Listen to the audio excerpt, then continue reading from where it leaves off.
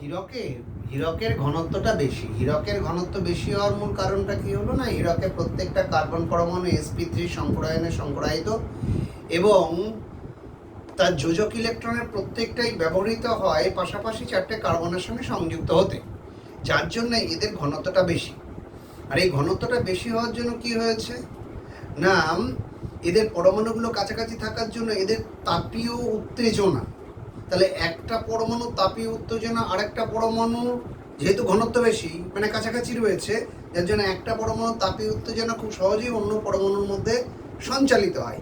এই কারণে হীরক হচ্ছে তাপের সুপরিবাহী, কিন্তু তড়িতের কুপরিবাহী। তড়িতের কুপরিবাহী কেন না, মূলত তড়িৎ পরিবহন করতে গেলে কি করতে হয় না, মুক্ত ইলেকট্রন থাকতে হয় বা অযুগ্ম ইলেকট্রন থাকতে হয়।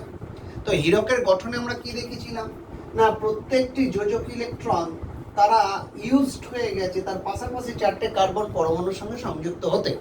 তার মানে কি, কোনো এক্সেস যোজক ইলেকট্রন এককভাবে কোনো কার্বন পরমাণুর মাথায় অবস্থান করছে না, যেহেতু কোনো অযুগ্ম ইলেকট্রন বা মুক্ত ইলেকট্রন কার্বনের মাথায় নেই, যার জন্য এরা কি করে, এরা তড়িৎ পরিবহন করে না। কিন্তু ঘনত্ব বেশি হওয়ার জন্য পরমাণুগুলো কাছাকাছি থাকার জন্য তাপীয় উত্তেজনা খুব সহজেই একটা পরমাণু থেকে আরেকটা পরমাণুতে সঞ্চালিত হয়, যার জন্য তাপের খুব সুপরিবাহী হলেও তড়িতের পরিবাহী। দেখো কার্বনেডো বা বোর্ড, কার্বনেডো বা বোর্ড কাকে বলে না, কালো রঙের হীরাকে বলা হচ্ছে কার্বনেডো বা বোর্ড। আর হীরক প্রকৃতিজাত কঠিনতম পদার্থ। হীরককে কাটতে গেলে আমার হচ্ছে গিয়ে কৃত্রিমভাবে রসায়নাগারে প্রস্তুত বোরন কার্বাইড, এই B4C বোরন কার্বাইড এটা কৃত্রিমভাবে তৈরি হয়।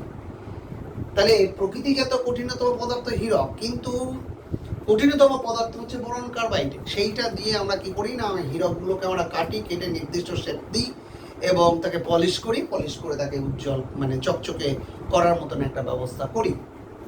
এরপরে গ্রাফাইট। গ্রাফাইটটা কি, গ্রাফাইট হচ্ছে একটা নিয়তাকার রূপভেদ, এটা কার্বনের। এর কতগুলো প্রপার্টি রয়েছে। প্রথম কথা বলছি যে এর এটা হচ্ছে হীরক যেমন কঠিন ছিল, তেমনি গ্রাফাইট কি, গ্রাফাইট হচ্ছে গিয়ে নরম বা পিচ্ছিল। কারণটা হচ্ছে এইটা, গ্রাফাইটের প্রত্যেকটি কার্বন পরমাণু, গ্রাফাইটের প্রত্যেকটি কার্বন পরমাণু sp2 সংকরায়নে সংকরায়িত থাকে। যখনই sp2 হয়ে যায় তখন তারা কি হয়ে যায়, সামতলিক হয়ে যায়। এইভাবে ছটা কার্বন পরমাণু পরস্পরের সঙ্গে যুক্ত হয়ে সামতলিক সুষম ষড়ভুজ তৈরি করে, সুষম সামতলিক ষড়ভুজ তৈরি করে এবং প্রত্যেকটি কার্বন পরমাণুর মাথায় একটি করে অযুগ্ম ইলেকট্রন বর্তমান। এই অযুগ্ম ইলেকট্রনগুলো থাকার জন্য কি হয়, এরা হচ্ছে তড়িতের পরিবাহী হয়। এছাড়া এরা তাপেরও সুপরিবাহী হয়, তার কারণ হচ্ছে গিয়ে ইলেকট্রনগুলো হচ্ছে গিয়ে তাপ পরিবহনেও হেল্প করে। এগুলো যে নরম কেন বলছি, ধরো একটা সুষম ষড়ভুজ, এইরকম একটা সমতলিক সুষম ষড়ভুজ একটা পেয়ে গেলাম, ঠিক এর নিচেই আর একটা স্তর রয়েছে, সেখানেও এরকম একটা ষড়ভুজ রয়ে গিয়েছে, এখানেও একটা ষড়ভুজ রয়ে গিয়েছে, এখানেও একটা ষড়ভুজ রয়ে গিয়েছে।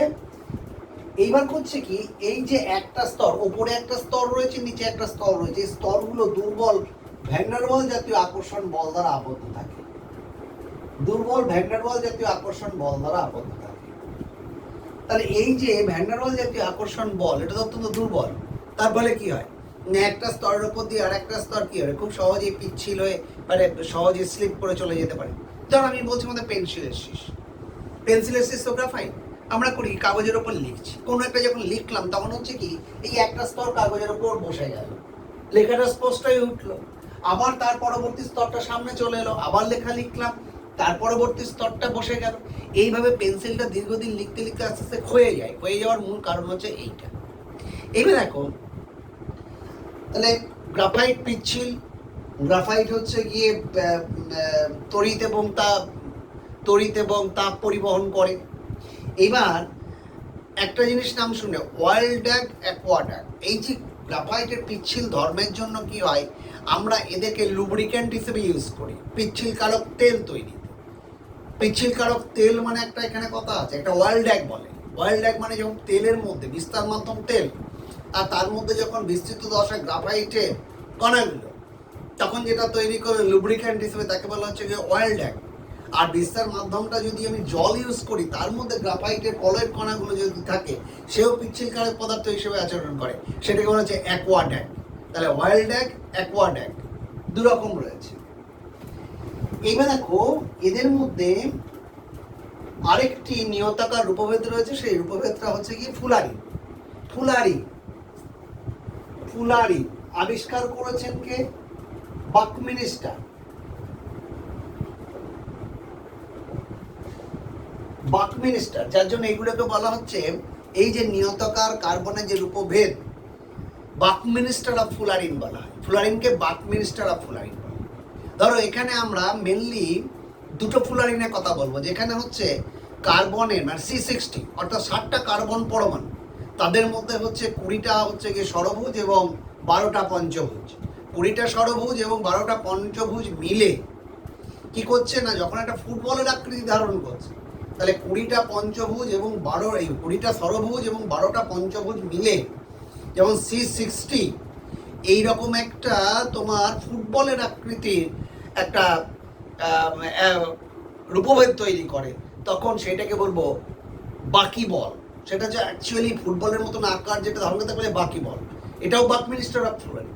ঠিক তেমনি C70 অর্থাৎ 70টা কার্বন পরমাণু মিলেও রাগবি বল তৈরি করে। রাগবি বল মানে কেমন? নারকেলের আকৃতি। সেই রাগবি বলের আকৃতি ধারণ করে, সেটাও ফুলারিন। ওটাও আবিষ্কার করেছিলেন কে? বাকমিনিস্টার। তো এখানে কি 12 থেকে 25টা হচ্ছে গিয়ে ষড়ভুজ এবং তোমার 12টা পঞ্চভুজ। তাহলে 12 থেকে 25টা ষড়ভুজ এবং 12টা পঞ্চভুজ মিলে তোমার C70 বা রাগবি বলের আকৃতি ধারণ করছে।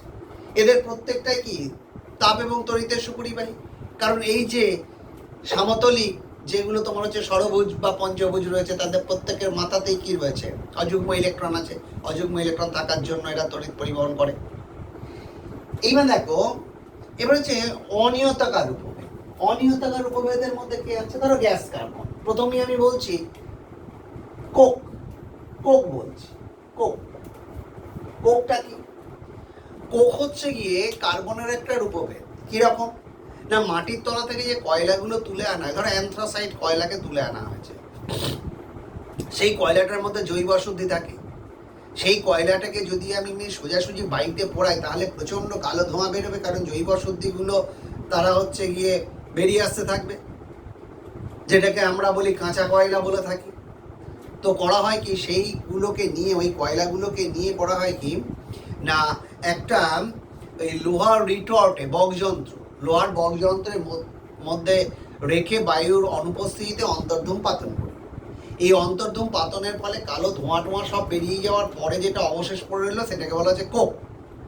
এই কোক কয়লাটা আমরা সাধারণত জ্বালানির কাজে ইউজ করি। এইবার দেখো, কোক হচ্ছে দুটো টাইপ, একটা হচ্ছে হার্ড কোক আর একটা হচ্ছে সফট কোক। হার্ড কোক মানে কি, তাহলে অ্যান্থ্রাসাইট কয়লাকে লোহার বকযন্ত্রের মধ্যে নিয়ে যখন উচ্চ তাপমাত্রায় উত্তপ্ত করা হয়, দিয়ে তার জৈব অশুদ্ধিকে পুরোটাই প্রায় নিঃশেষিত করে দেওয়া হয়, তাহলে সেই যে কোকটা, সেই কোকের মধ্যে জ্বালানি মূল্য, এই কোকের জ্বালানি মূল্যটা অনেক বেশি হয়, সেটাকে বলা হচ্ছে হার্ড কোক। আর যেখানে কম তাপমাত্রায় উত্তপ্ত করে মানে জৈব অশুদ্ধিকে সম্পূর্ণভাবে আর কি রিমুভ না করে যে কোকটা তৈরি করা হয়, সেটাকে বলা হচ্ছে সফট কোক। সফট কোকের জ্বালানি মূল্য কম, হার্ড কোকের জ্বালানি মূল্য বেশি। তাহলে এইটা করতে গিয়ে এর সঙ্গে আরেকটা রূপভেদের নাম আমি পেয়ে গেলাম, যেটাকে বলা হচ্ছে gas carbon. Gas carbon, gas carbon সেটা কি? গ্যাস কার্বন, গ্যাস কার্বনটা হচ্ছে যে এই কোক তৈরির সময় বায়ুর অনুপস্থিতিতে লোহার বকযন্ত্রের মধ্যে যখন অ্যান্থ্রাসাইট কয়লা আমি অন্তর্ধূম পাতন করছি, তখন ওই বকযন্ত্রের ভিতরের গায়ে একটা কালো রঙের একটা আস্তরণ পাওয়া যায়, সেই আস্তরণটাকে বলা হচ্ছে গ্যাস কার্বন। এই গ্যাস কার্বন হচ্ছে কি একটা অনিয়তাকার কার্বনের রূপভেদ, যেটা একমাত্র তড়িৎ পরিবহন করতে পারে। গ্রাফাইট, ফুলারিন এরা ছিল নিয়তাকার রূপভেদ, এরা তড়িৎ পরিবহন করতে পারে, কিন্তু অনিয়তাকার কার্বনের রূপভেদ যেটা, সে হচ্ছে গিয়ে গ্যাস কার্বন, যে তড়িতের পরিবহন করতে পারে। কি কাজে লাগে না, এটা আমাদের তড়িৎদ্বার তৈরিতে কাজে লেগে যায়। তাহলে গ্যাস কার্বন হলো, কোক হলো। এবার দেখো অঙ্গার। অঙ্গার বলতে এখানে আমরা প্রথমেই বলি চারকোল। চারকোল হচ্ছে অ্যাক্টিভেটেড চারকোল। অ্যাক্টিভেটেড চারকোলটা কি? বলছে নারকেলের মালা মানে নারকেল যে খোলটা, সেইটাকে আমি করব কি গলিত জিঙ্ক ক্লোরাইডে ডুবিয়ে নেব, যেটা বিগালক হিসেবে কাজ করে। গলিত জিঙ্ক ক্লোরাইডে ডুবিয়ে নেওয়ার পর সেইটাকে একটা লৌহ নির্মিত বকযন্ত্রের মধ্যে নেব, বায়ুর অনুপস্থিতিতে 900 ডিগ্রি সেন্টিগ্রেড তাপমাত্রায় উত্তপ্ত করব। কীরকম না, গলিত জিঙ্ক ক্লোরাইডের মধ্যে আমি ডুবিয়ে নেব, ডুবিয়ে তুলে নেব, লোহার বকযন্ত্রের মধ্যে বায়ুর অনুপস্থিতিতে নিয়ে 900 ডিগ্রি সেন্টিগ্রেড তাপমাত্রায় উত্তপ্ত করব। উত্তপ্ত করার পর যে কালো অবশেষ পড়ে থাকে সেটাকে বলে সক্রিয় চারকোল। এই সক্রিয় চারকোলের অনেকগুলো ধর্ম রয়েছে। প্রথম করা হচ্ছে এদের হচ্ছে গ্যাস নাশক ধর্ম রয়েছে, এদের হচ্ছে কি সাধারণ ক্ষমতা রয়েছে। ধরো আমি বলছি কুইনাইনের দ্রবণ তৈরি করেছো বা চিনির জল করেছো, তার মধ্যে যদি সক্রিয় চারকোল দিয়ে দেওয়া হয়, কুইনাইন তো অত্যন্ত তেতো ভাবটা চলে গেল। যদি তুমি হচ্ছে গিয়ে চিনির দ্রবণ তৈরি করো, সেখানে যদি তুমি সক্রিয় চারকোল দাও, সেখান থেকে চিনিটাকে টেনে নেবে, মানে তার স্বাদটা হরণ করে নেবে। অর্থাৎ স্বাদ হরণ করার ক্ষমতাও থাকছে এবং হচ্ছে গিয়ে তোমার গ্যাস হরণ করার ক্ষমতাও রয়েছে।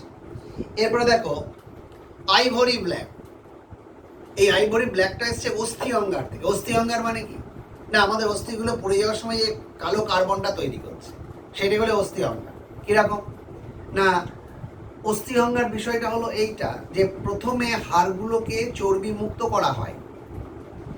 চর্বি মুক্ত করে কি করব না, বায়ুর অনুপস্থিতিতে অন্তর্ধূম পাতন করলে কালো অবশেষ পাবো। যে কালো অবশেষটা পাবো তার মধ্যে অস্থির কিছু অংশ অবিকৃত অবস্থায় থাকলেও থাকতে পারে, যার জন্য ওই কালো যে অবশেষটা রয়েছে তার মধ্যে লঘু HCl দিয়ে বেশ খানিকক্ষণ রেখে দেবো। তা লঘু HCl দিয়ে খানিকক্ষণ রেখে দিলে কি হবে, ওর মধ্যে অবিকৃত যে অস্থিগুলো ছিল সেগুলো ডিজলভ হয়ে যাবে। ডিজলভ হয়ে যাওয়ার পর ওকে ভালো করে ধুয়ে নিয়ে আবার যখন আমরা ফিল্টার করে সেপারেট করব, যে কালো রং যেটা তৈরি হবে সেটাকে বলা হচ্ছে আইভরি ব্ল্যাক। সেগুলো কি আমাদের মেঝেই বাড়িতে রং করতে বা ডাস্ট আমাদের ব্ল্যাকবোর্ড রং করতে যেগুলো কাজে লাগে সেগুলোকে বলা হচ্ছে তোমার আইভরি ব্ল্যাক। এইগুলো গেল তোমাদের মোটামুটি হচ্ছে গিয়ে যে কার্বনের যে রূপভেদগুলো রয়েছে সেইগুলো নিয়ে আলোচনা করলাম। এইবার দেখো কার্বনের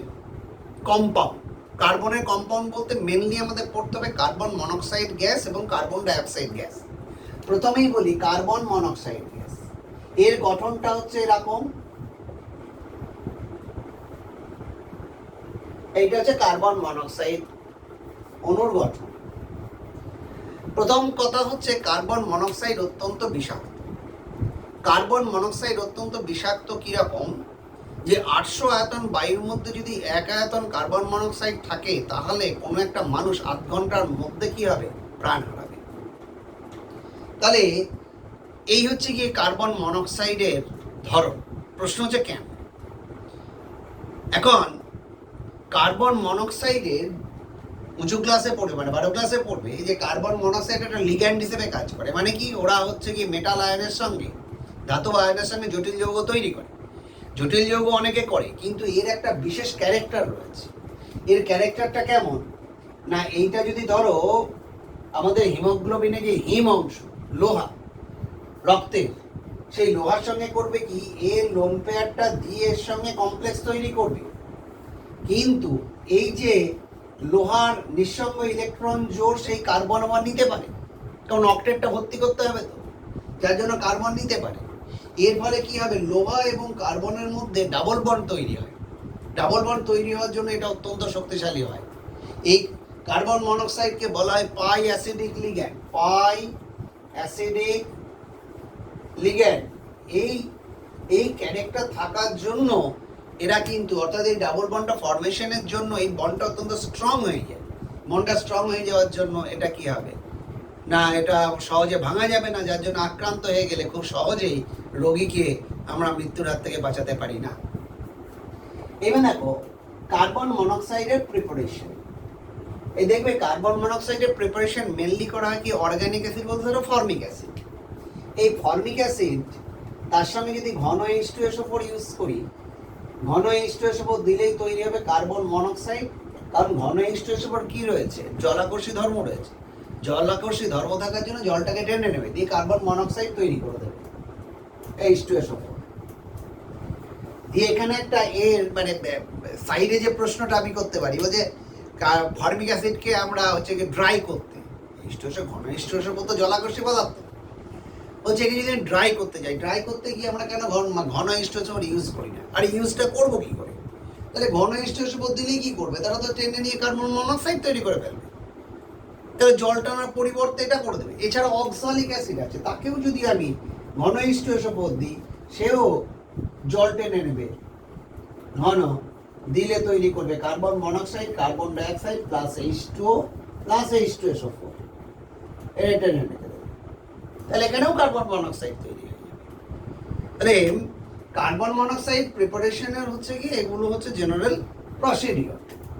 এবার দেখো এখানে একটা প্রশ্ন করা হয়, বলছে কার্বন মনোক্সাইড দ্রুত বিক্রিয়ায় অংশগ্রহণ করে কেন, এবং এক্সাম্পল দিয়ে দেখাতে হবে।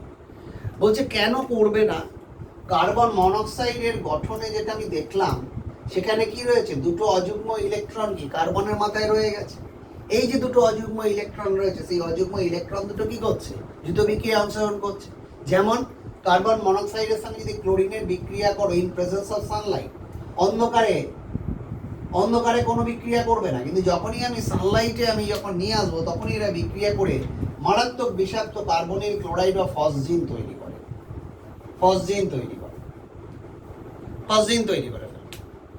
যার জন্যই দেখাতে পারলাম যে দ্রুত বিক্রিয়ায় অংশগ্রহণ করে। এবার একটা প্রশ্ন, যে কয়লার উনানে নীল শিখা দেখাই যায়, কয়লার উনান তার উপরে দেখবো নীল নীল শিখা বেরোচ্ছে, কারণটা কি? বলছে যখন নিচে দিয়ে হাওয়া দেয় বা এয়ারটা ঢুকছে, নিচেই যে কার্বনটা রয়েছে, সেই কার্বনের হচ্ছে আংশিক জারণ হচ্ছে।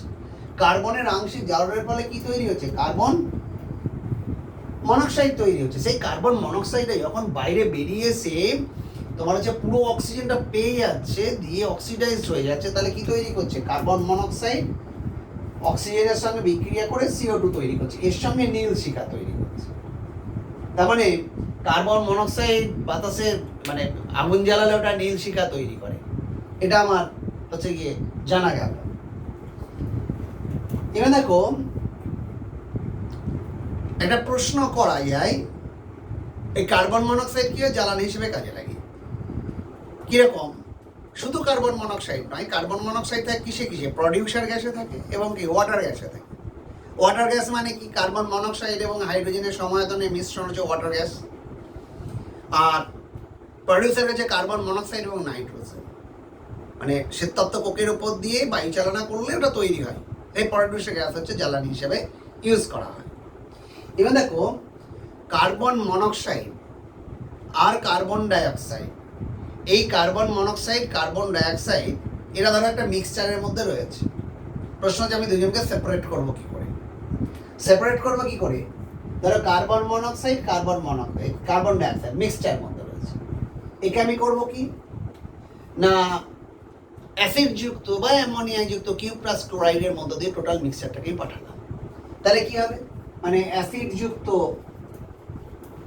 বা হচ্ছে গিয়ে অ্যামোনিয়া যুক্ত CO2Cl2 এর মধ্যে দিয়ে যখন পাঠাবো, তখন কার্বন মনোক্সাইড কি করবে? একটা সাদা রঙের জুতো বিক্রিয়া করবে, জুতো যৌগ তৈরি করে। মানে কিরকম না CO plus CO2Cl2 plus 4HCl তৈরি করবে CuCl.CO.2HCl।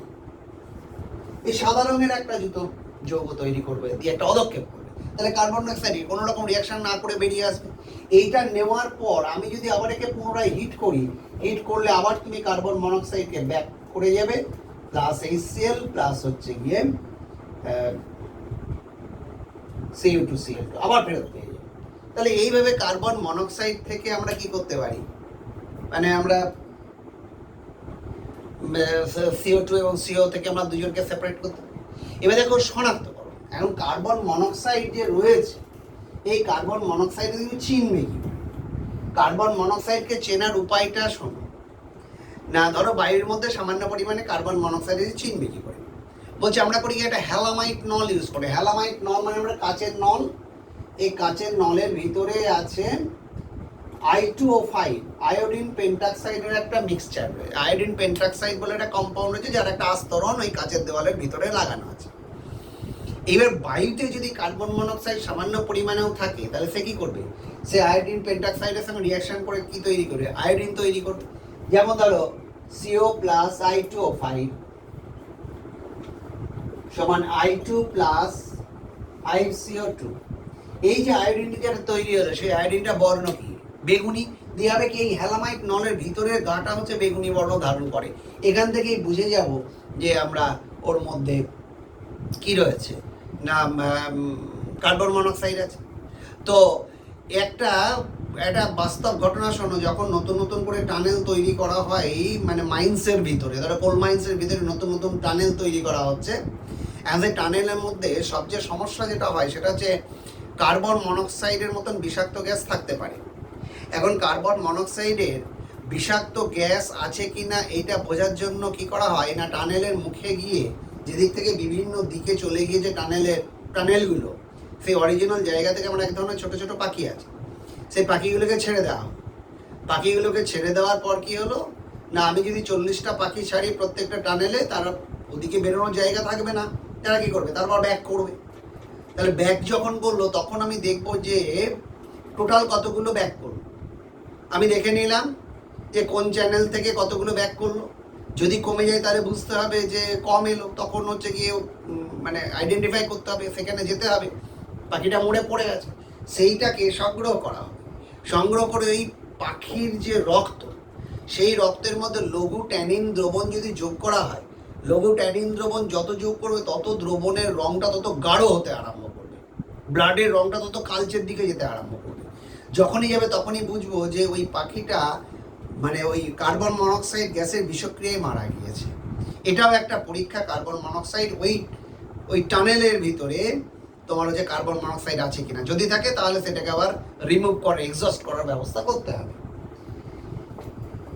এবারে কার্বন মনোক্সাইড, ধরো আমি বলছি কার্বন মনোক্সাইডের জারণ ধর্ম বা বিজারণ ধর্ম 2 আছে। কিরকম হতেই পারে, কারণ কার্বনের হচ্ছে কি, ধরো এখানে -2 হতে পারে, জারণ সংখ্যা -2 হতে পারে, 0 হতে পারে, +4 হতে পারে, সব হতে পারে, বা +2 হতে পারে, হতেই পারে।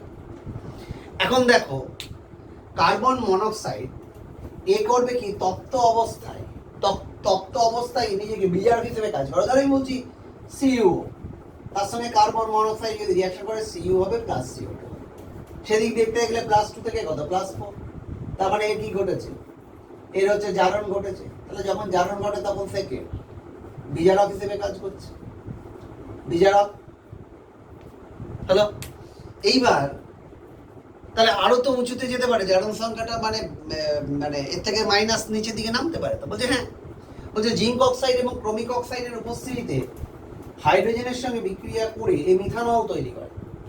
প্রায় ধরো 300 ডিগ্রি সেন্টিগ্রেড তাপমাত্রায় 200 অ্যাটমসফিয়ারিক প্রেশার, এই কন্ডিশনে কি করছে কার্বন মনোক্সাইড, কি করে না হাইড্রোজেনের সঙ্গে রিয়াকশন করে, দিয়ে তৈরি করে কি CH3OH।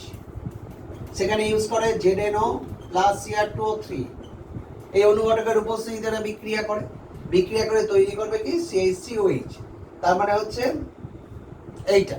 তাহলে এখানে কত +2 থেকে এখানে কত -2 হিসাব করলে, তাহলে কি ঘটেছে, বিজারণ ঘটেছে। তাহলে যার বিজারণ ঘটে সে কে, জারক। তাহলে আমাকে যদি বলা হয় যে দেখাও CO জারক হিসেবে কাজ করে, তাহলে আমি এক্সাম্পলটা আমি দেখাতে পারবো। এই গেল কি কার্বন মনোক্সাইড। এইবার দেখো কার্বন মনোক্সাইডের থেকে কার্বন ডাইঅক্সাইডে কনভার্সন, আবার কার্বন ডাইঅক্সাইডকে কার্বন মনোক্সাইডে কনভার্সন। কিরকম না, ধরো CO-কে যদি আমি অক্সিজেনে যদি পোড়ানো হয় তাহলে কি হবে, CO2 তৈরি হবে। তার মানে কার্বন মনোক্সাইড কার্বন ডাইঅক্সাইডে কনভার্ট হয়ে গেল।